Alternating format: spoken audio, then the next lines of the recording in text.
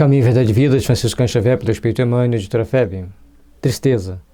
Porque a tristeza, segundo Deus, opera arrependimento para a salvação, o qual não traz pesar. Mas a tristeza do mundo gera morte. Paulo aos Coríntios, capítulo 7, versículo 10. Um versículo extremamente atual, porque está nos mostrando a nossa condição aqui na Terra, a nossa condição nessa vida, a nossa condição para entendermos alguns processos que tem na nossa existência que nós precisamos corrigir. E hoje, com a epigenética, mostra que nossos maus pensamentos, nossos maus sentimentos geram adoecimentos bastante complexos, geram problemas na nossa vida com as mais variadas ações, com as mais variadas características. Então, nós precisamos entender que Paulo estava já há 2000 anos atrás nos alertando para que nós não ficássemos com a tristeza do mundo, com a tristeza com as coisas que acontecem conosco aqui.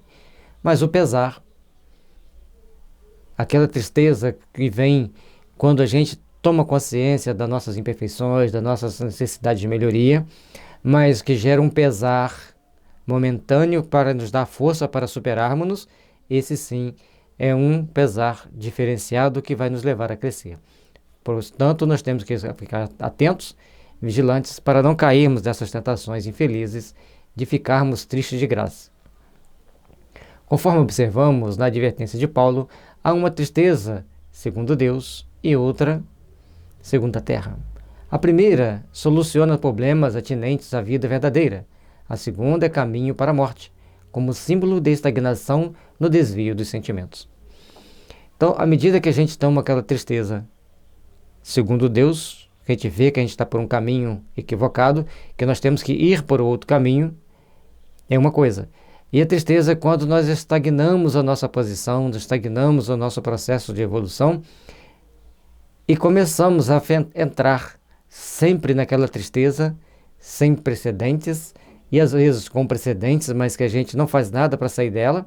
Essa perigosa, essa gera morte que nós temos que nos superar. Muita gente considera virtudes a lamentação incessante e o tédio continuado. Encontramos os tristes pela ausência de dinheiro, adequado aos excessos. E aí o Emmanuel vai abrindo o leque para nós observarmos. E aquelas pessoas que estão sempre achando que podem lamentar incessantemente, estar sempre em lamentação, criando um tédio continuado daquela tristeza. Tudo você chega perto dele e já está reclamando. E também aqueles que reclamam porque não tem dinheiro para os seus excessos, suas vaidades. Vemos os torturados que se lastimam pela impossibilidade de praticar o mal. Ouvimos os viciados na queixa doentia, incapazes do prazer de servir sem aguilhões. Essa é a tristeza do mundo, que prende o espírito à teia de reencarnações corretivas e perigosas. Olha com o que ele trouxe para nós. As pessoas que estão encarceradas, que estão no presídio, e gostariam de continuar fazendo mal, eles ficam tristes. E aqueles que não têm o prazer de servir, então também eles são viciados na queixa doentia, estão sempre se queixando. São tristezas do mundo, que prende o espírito na teia de reencarnações corretivas e perigosas. Para que nós nos desintoxiquemos a nossa aura, nosso perispírito, nós temos que passar por determinadas situações em determinadas posições corretivas. E aí é que faz-se necessário nós trabalharmos para tomarmos consciência das nossas responsabilidades. Raros homens se tocam da tristeza segundo Deus. Muitos poucos contemplam a si próprios, considerando a extensão das falhas que lhes dizem respeito. Em marcha para a restauração da vida, no presente e no porvir.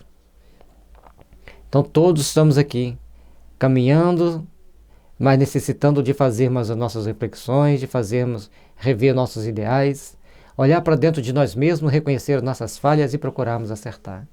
Olhar para dentro de nós mesmos e procurarmos tomar as decisões mais compatíveis com a nossa necessidade de evoluir, mais compatíveis com a nossa necessidade de nos aprimorar e de crescermos para Deus.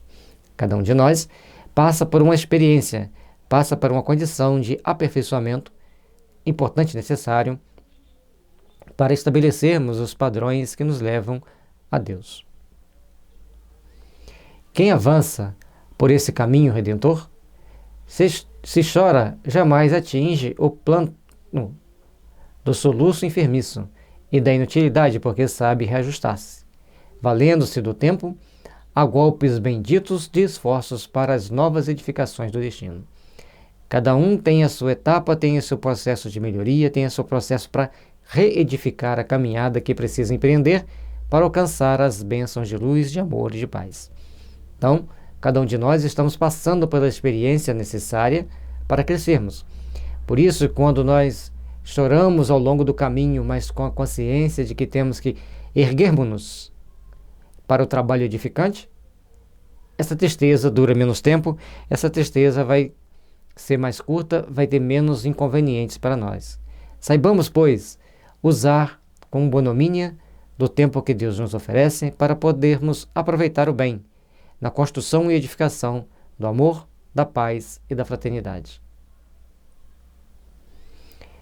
Porque a tristeza, segundo Deus, opera arrependimento para a salvação, o qual não traz pesar, mas a tristeza, segundo o mundo, gera morte. Saibamos vigiar nossas tristezas, saibamos buscar novos caminhos, aprimorarmos-nos para as realizações do amor e da paz, porque somente assim encontraremos verdadeiramente o sentimento de amor que deve pulsar sempre em nossos corações. Caminho, Verdade e Vida, de Francisco Cândido Xavier, pelo Espírito Emmanuel, editora FEB. No site da FEB Editora você encontra este e muitos outros livros que irão te impulsionar para a grande caminhada evolutiva, para a grande redenção espiritual.